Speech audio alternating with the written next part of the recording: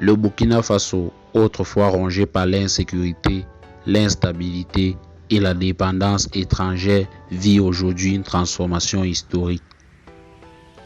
Un homme incarne cette métamorphose, le capitaine Ibrahim Traoré.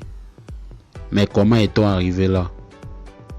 Quelles sont les étapes clés de cette renaissance nationale? Restez avec nous, vous allez découvrir une histoire qui dépasse la simple politique. C'est celle d'un peuple qui se relève avec dignité. Avant l'arrivée du capitaine Ibrahim Traoré, le Burkina Faso faisait face à une crise sécuritaire majeure. Les attaques terroristes étaient fréquentes, des villages entiers abandonnés, des milliers de déplacés. La confiance envers les institutions s'effritait et le peuple réclamait un changement profond.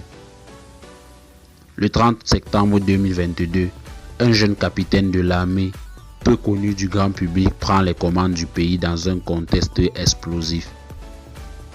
Ibrahim Traoré, 34 ans, promet de restaurer la sécurité, la dignité et la souveraineté du Burkina Faso. Ce n'était pas seulement un changement de régime, c'était un tournant historique. Sous sa direction, une véritable stratégie nationale de lutte contre le terrorisme est lancée. Recrutement massif de volontaires pour la défense de la patrie, acquisition d'équipements militaires, renforcement du moral des troupes. Aujourd'hui, plusieurs localités autrefois abandonnées sont à nouveau sécurisées. Mais Ibrahim Traoré ne s'est pas arrêté à la lutte armée.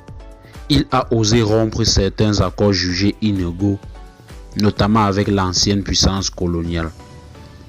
Le Burkina Faso s'est tourné vers une diplomatie plus libre, multipolaire, axée sur la coopération sud-sud.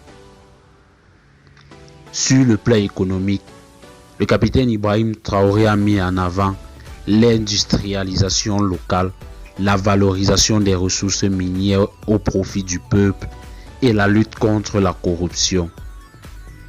Des initiatives agricoles locales sont soutenues pour atteindre l'autosuffisance alimentaire. Ibrahim Traoré reste proche du peuple. Il se rend sur le terrain, dialogue avec les jeunes, les femmes, les anciens.